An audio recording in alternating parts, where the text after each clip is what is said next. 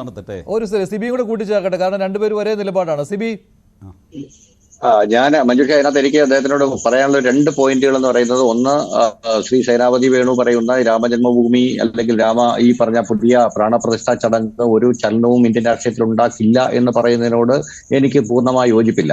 അദ്ദേഹം ആദ്യം പറഞ്ഞ പോയിന്റോട് ഞാൻ പൂർണ്ണമായി യോജിക്കുന്നു. കാരണം വെച്ചാൽ UP അടക്കം, മധ്യപ്രദേശ് അടക്കം, രാജസ്ഥാൻ അടക്കമുള്ള എല്ലാ സംസ്ഥാനങ്ങളിലും BJP കഴിഞ്ഞ തവണ അവർക്ക് നേടാവുന്ന പരമാവധി സീറ്റുകൾ നേടിക്കഴിഞ്ഞു.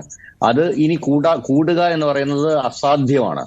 ഇനി അത് കുറയാനുള്ള സാധ്യത മാത്രമേ ഉള്ളൂ. ആ കുറയാനുള്ള സാധ്യത മുൻകൂട്ടി കണ്ടുകൊണ്ട് തന്നെയാണ് BJP ഇത്രയും വിശാലമായിട്ട് ഈ പരിപാടി സംഘടിപ്പിച്ചിരിക്കുന്നത്. കാരണം വെച്ച് കഴിഞ്ഞാൽ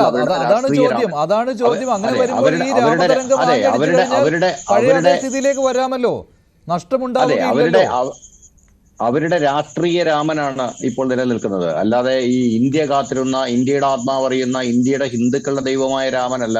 BJPയുടെ രാഷ്ട്രീയ രാമന്റെ പ്രതിഷ്ഠയാണ് ഇന്ന് ശരിക്കും പറഞ്ഞാൽ അയോധ്യയിൽ നടന്നത്. ആ രാഷ്ട്രീയ രാമൻ എന്ന് പറയുന്നത് 2024 ലോക്സഭാ തെരഞ്ഞെടുപ്പിൽ BJPയുടെ വിജയത്തിലേക്കുള്ള ചവിട്ടുപടി മാത്രമാണ്. ശ്രീ TG മോഹൻദാസ് നേരത്തെ പറഞ്ഞതുപോലെ പല ക്ഷേത്രങ്ങളുടെയും ഈ വിഗ്രഹങ്ങൾ ചവിട്ടുകല്ലാക്കി മാറ്റി എന്ന് അദ്ദേഹം ഒരു പ്രയോഗം നടത്തുകയുണ്ടായി. അതുപോലെ ഞാൻ പറയുന്നു, ശരിക്കും പറഞ്ഞാൽ ഈ പ്രതിഷ്ഠിച്ച രാമവിഗ്രഹം ഇതുപോലെ ഒരു ചവിട്ടുപടി മാത്രമാണ്, ഒരു രാഷ്ട്രീയ വിജയത്തിന്റെ ചവിട്ടുപടി മാത്രമായിട്ട് ഉപയോഗിക്കപ്പെട്ടിരിക്കുകയാണ്. ഇതിനകത്ത് നേരത്തെ പറഞ്ഞാൽ നിഷ്കളങ്കരായ ഒരുപാട് പേര്, ഗായിക ചിത്രയടക്കമുള്ള ആൾക്കാർ ഇത് യഥാർത്ഥ രാമനാണ് എന്ന് വിചാരിച്ച് ഇതിനകത്ത് പെട്ടുപോയിട്ടുണ്ട്.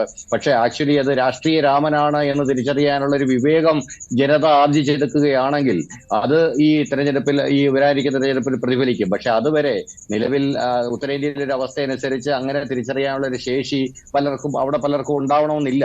അപ്പൊ അതുകൊണ്ട് കേരളത്തിലും ഇല്ല, ഒരിടത്തും ഇല്ല. കാരണം എല്ലായിടത്തും, കേരളത്തിൽ പോലും ഈ പറഞ്ഞതുപോലെ അങ്ങേയറ്റം വർഗീയമായി വിഭജിക്കപ്പെട്ട ഒരു ജനതയാണ്. ഞാൻ കഴിഞ്ഞ ഒരു ചർച്ചയിൽ പറഞ്ഞതുപോലെ കേരളത്തിൽ ഈ വിഷയം വർഗീയമായി പരമാവധി ഊതിക്കത്തിക്കാൻ CPM അടക്കമുള്ള രാഷ്ട്രീയ പാർട്ടികൾ ശ്രമിച്ചുകൊണ്ടിരിക്കുകയാണ്. കേരളത്തിലെ ബുദ്ധിജീവികളായ സാംസ്കാരിക നായകന്മാർ ഈ ഹൃദയം തകരുന്ന കവിതകൾ എഴുതിക്കൊണ്ടിരിക്കുകയാണ്. ആർക്കെങ്കിലും ഫീലിംഗ് ഇല്ലെങ്കിൽ അവർക്ക് ഉണ്ടായിക്കോട്ടെ എന്ന് വിചാരിച്ച് പരമാവധി വർഗീയ വൈരം ഉണ്ടാകത്തക്ക രീതിയിലുള്ള ഒരു സംവിധാനമാണ് കേരളത്തിലെ ലിബറലുകൾ ഒരു സൈഡിൽ കൂടെ നടത്തിക്കൊണ്ടിരിക്കുന്നത്. അത് അവരുടെ രാഷ്ട്രീയ നേട്ടത്തിന് വേണ്ടിയാണെന്നുള്ളത് വേറെ കാര്യം. കാരണം അടുത്ത വരാനിരിക്കുന്ന പാർലമെന്റ് തെരഞ്ഞെടുപ്പിൽ ഒരു ക്രോഡീകരണം, ഒരു റിലീജിയസ് ക്രോഡീകരണം ഒരു വശത്തേക്ക് ഉണ്ടാവുക എന്നുള്ള ലക്ഷ്യത്തോടു കൂടി തന്നെയാണ് അതൊക്കെ ചെയ്യുന്നത്. അപ്പൊ ചുരുക്കത്തില് ഇന്നത്തെ ഇന്ത്യയുടെ അവസ്ഥയിൽ മതം ഒഴിച്ചുകൂടാൻ പറ്റാത്ത ഒരവസ്ഥയായി മാറിക്കഴിഞ്ഞിരിക്കുന്നു. 2024 പക്ക ഒരു തികഞ്ഞ് 100% ഒരു മതാധിഷ്ഠിത തെരഞ്ഞെടുപ്പായിരിക്കും.